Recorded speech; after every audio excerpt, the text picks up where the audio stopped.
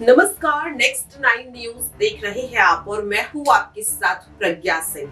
लोकसभा चुनाव से पहले बिहार में सियासी पारा लगातार बढ़ता हुआ नजर आ रहा है। जहां एक ओर आरजेडी को झटके पर झटके लगते हुए नजर आ रहे हैं, तो अब मुश्किल में फंसते हुए नीतीश कुमार भी नजर आ रहे हैं। नीतीश कुमार जिन्होंने बीजेपी के साथ हाथ तो मिला लिया, लेकिन अब लोकसभा चुनाव में अपनी पार्टी को ज्यादा से ज्यादा सीटें कैसे दिलवाएं, इसे लेकर उनकी मुश्किलें बढ़ती हुई नजर आ रही है। इस दौरान सीटों को लेकर कहीं ना कहीं एनडीए में पेच भी फंसता हुआ नजर आ रहा है। जहां एक ओर चिराग पासवान की पार्टी 6 सीटों की मांग करती हुई नजर आ रही है, तो राम गोपाल मंडल भी इसी तरीके का बयान देते हुए नजर आ रहे हैं।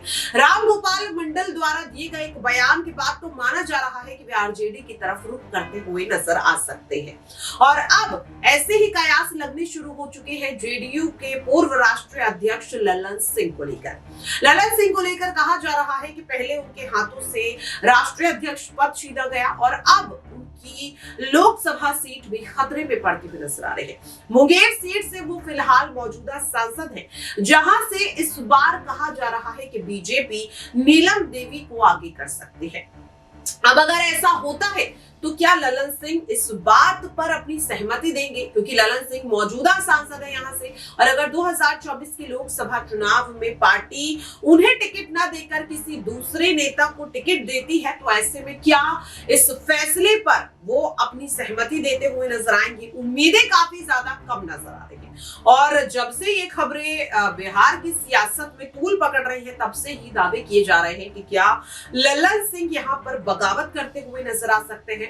इसी से जुड़ा देखिए हमारा ये खास रिपोर्ट। देखिए बिल्कुल, क्योंकि अखिलेश यादव की बात की, राहुल गांधी की बात की और यहाँ पर आपने तेजस्वी यादव की बात की, तो इंडिया गठबंधन का ये हिस्सा है और इंडिया गठबंधन को अगर मजबूती देनी है, ये दिखाना है कि अभी कुछ भी टूटा नहीं है। जो भारतीय जनता पार्टी की तरफ से आरोप लगाए जाते हैं कि एनडीए मजबूत हो रहा है, इंडिया गठबंधन टूटने की कगार पर पहुंच रहा है, तो अखिलेश यादव और राहुल गांधी पटना पहुंचकर ये साबित करने की कोशिश कर रहे थे कि हम सभी तेजस्वी यादव के साथ हैं और इंडिया गठबंधन पहले भी मजबूत था, अब भी मजबूत है। और नीतीश कुमार की बात करें तो नीतीश कुमार अभी खुद तय नहीं कर पा रहे हैं कि एनडीए में गए हैं तो क्या सही फैसला है, क्या लोकसभा का चुनाव जीत भी पाएंगे। क्योंकि भारतीय जनता पार्टी की बात करें, जो अपने सहयोगी दलों के साथ एनडीए को बनाता है, तो बिहार में उनके जो दल हैं वो नाराजगी जाहिर करते हुए नजर आ रहे हैं। बीते दिन की बात करें तो चिराग पासवान के आपने बयान सुने होंगे। चिराग पासवान को लेकर जिस तरीके से तेज प्रताप यादव ने कहा कि स्वागत है उनका आरजेडी में, वहीं चिराग पासवान प्रधानमंत्री के कार्यक्रम में नहीं पहुंचते, बेगूसराय नहीं पहुंचते हैं, तो ये तस्वीरें दिखाते हैं। यहाँ पर लल्लन सिंह की बात करें तो मुंगेर सीट पर आरजेडी के विधायक को उतारने के बाद एनडीए करता हुआ नजर आ रहा है, तो ये बगावत करने की बात है। और यहाँ पर उपेंद्र कुशवाहा की बात करें, एनडीए के साथ जुड़ते हैं जेडीयू को छोड़कर, लेकिन वही भारतीय जनता पार्टी कहती है कि आप हमारे सिंबल पर चुनाव लड़िए।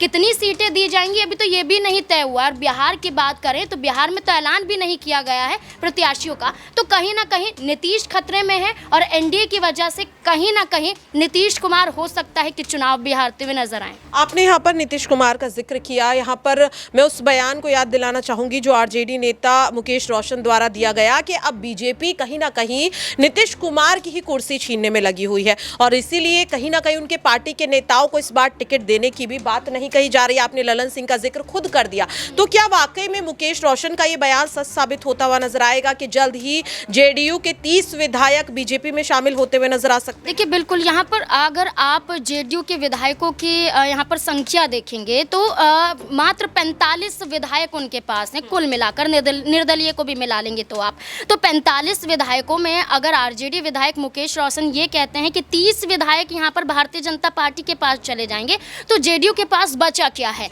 यहाँ पर आरजेडी से अलग हो जाते हैं, एनडीए के साथ जुड़ जाते हैं। एनडीए यहाँ पर खेल बिगाड़ने के लिए लगा हुआ है कि नीतीश कुमार को सिर्फ समझौता करना पड़े, नीतीश कुमार अपनी मांगे ना रखे, नीतीश कुमार शर्त ना रख पाए। जैसे कि शर्त यहाँ पर नीतीश कुमार के जरिए रखी जा रही थी कि लोकसभा चुनाव और विधानसभा चुनाव एक साथ कराए जाने चाहिए, लेकिन अभी यहाँ पर स्थिति रुकी हुई है। भारतीय जनता पार्टी चाहती है कि लोकसभा चुनाव सही तरीके से निकल जाए, लेकिन नीतीश कुमार सोच रहे हैं कि विधायक खो जाएंगे, इसलिए दोनों चुनाव एक साथ हो जाए। तो कहीं ना कहीं विधायकों का खतरा नीतीश कुमार को खुद बन रहा है। तो देखा आपने और सुना भी। दर्शकों, लगातार सवाल यही बनता हुआ नजर आ रहा है कि अगर एनडीए मुंगेर सीट से ललन सिंह की जगह किसी दूसरे नेता को टिकट देती है तो क्या ललन सिंह तब भी एनडीए के साथ मिलकर ही चुनाव लड़ेंगे या फिर बड़ी बगावत करते हुए नजर आ सकते हैं। देखना काफी अहम रहेगा। फिलहाल के लिए मुझे दीजिए इजाजत। नमस्कार।